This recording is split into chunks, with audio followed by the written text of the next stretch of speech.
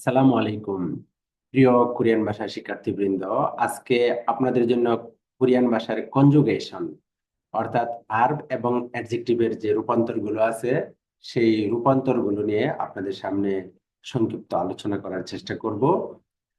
যে প্রিয় শিক্ষার্থীবৃন্দ, আপনারা কোরিয়ান ভাষা শেখার সময় সামনে পরীক্ষাকে কেন্দ্র করে যেহেতু কোরিয়ান ভাষা শিখেন, তখন শুধুমাত্র কোরিয়ান ভাষার ভার্ব এবং অ্যাডজেক্টিভ এবং বিভিন্ন ধরনের শব্দগুলো আপনারা শিখেন এবং সেই শব্দগুলোর সাথে পরিচিত থাকেন। কিন্তু কোরিয়ান ভাষায় ভার্ব এবং অ্যাডজেক্টিভ গুলো মূল শব্দের সাথে সাথে তার ব্যবহারিক অনেক রূপে ব্যবহার হয়, ব্যবহারের ক্ষেত্রে অনেক রূপে ব্যবহার হয়।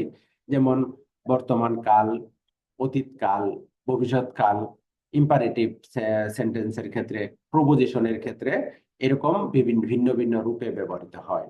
আবার এই ভিন্ন ভিন্ন রূপগুলোতেও কিন্তু চলিত রূপ এবং সাধু রূপ, এই দুটি রূপও কোরিয়ান ভাষায় ব্যাপক প্রচলিত আছে। আপনারা জানেন কোরিয়ান ভাষায় সভা, সেমিনার, সিম্পোজিয়াম, বক্তব্য এবং নিউজের ক্ষেত্রে সাধারণত সাধু রূপটি ব্যবহার করা হয়।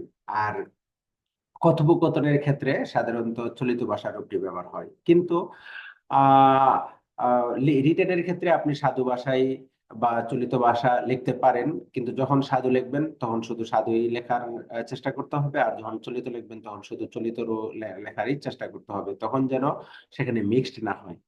আর কথোপকথনের ক্ষেত্রে সাধু চলিত মিক্সড হয়, তাতে কোনো সমস্যা হয় না। অনেক সময় এমন হয়, আপনাকে প্রশ্ন করলো ইরুমি ময়েও, আপনি উত্তর দিলেন ইরুমি মোতালিব ইমনিদা, অর্থাৎ চলিত ভাষায় প্রশ্ন করলো, সাধু ভাষায় উত্তর দিলেন, সেখানে কোনো সমস্যা নেই। তাহলে তাহলে আসুন আমরা বিভিন্ন কালের ক্ষেত্রে এবং চলিত এবং সাধুর ক্ষেত্রে যে রূপগুলোর চেঞ্জ হয়, পরিবর্তন হয়, সেগুলো আমরা দেখি। মোটামুটি এই 11টা, 1 থেকে 11টা এই ভিন্ন ভিন্ন রূপগুলো সবচেয়ে বেশি ব্যবহৃত হয়। আরো অনেক রূপে ব্যবহৃত হয়, মোটামুটি এই 11টা রূপ যেহেতু খুব বেশি ব্যবহৃত হয়, এগুলো আপনাদের জন্য আমি কম্পাইল করার চেষ্টা করেছি। আসুন এক নজরে এখানে একটু দেখে নেই।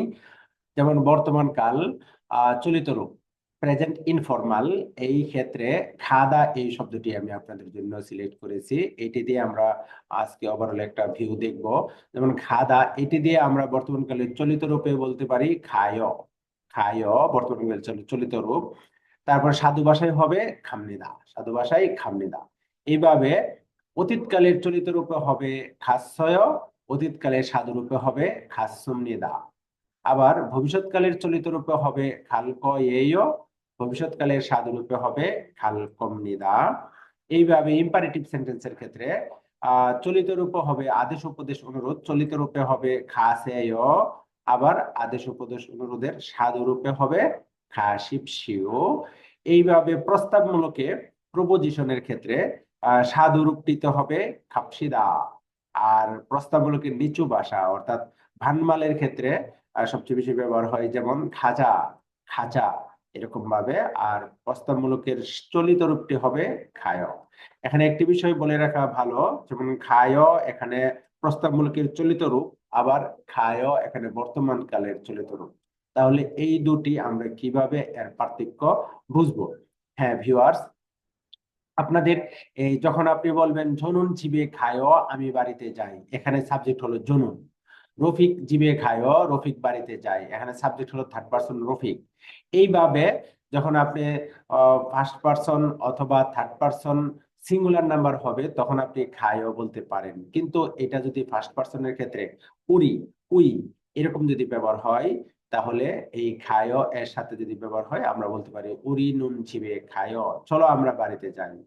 অর্থাৎ আহ প্রস্তাবমূলকের চলিত রূপটিতে খায় বললে এখানে সাবজেক্ট ব্যবহার হবে সাধারণত উরি, উরি নুন ছিবে খায়, চলো আমরা বাড়িতে যাই, এভাবে বলতে পারি।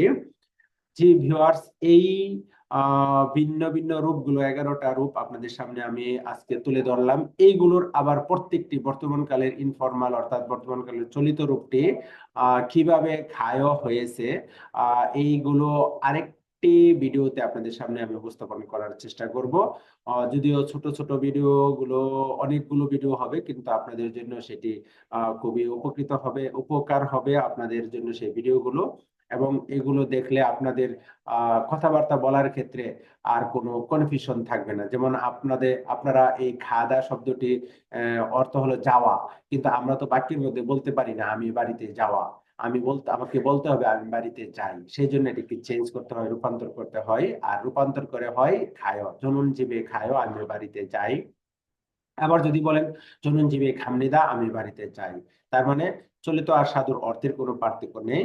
চলুন জীবে খায় আমি বাড়িতে যাই, চলুন জীবে খামনিদা আমি বাড়িতে যাই, অর্থ একই রকম হবে। আবার অতীতকালের ক্ষেত্রে এই খাস্যয় আর খাস্যমৃদা, যদি আপনি বলেন অজে চলুন জীবে খাস্যয়, গতকাল আমি বাড়িতে গিয়েছিলাম। সাধু ভাষায় যদি বলেন অজে জীবে খাস্যমৃদা, গতকাল আমি বাড়িতে গিয়েছিলাম, একই রকম অর্থ হবে।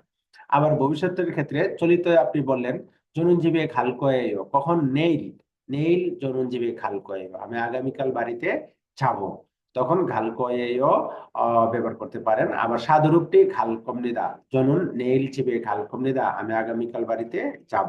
তাহলে চলিত আর সাধুর অর্থ কিন্তু একই রকম হয়, শুধু রূপটি ভিন্ন।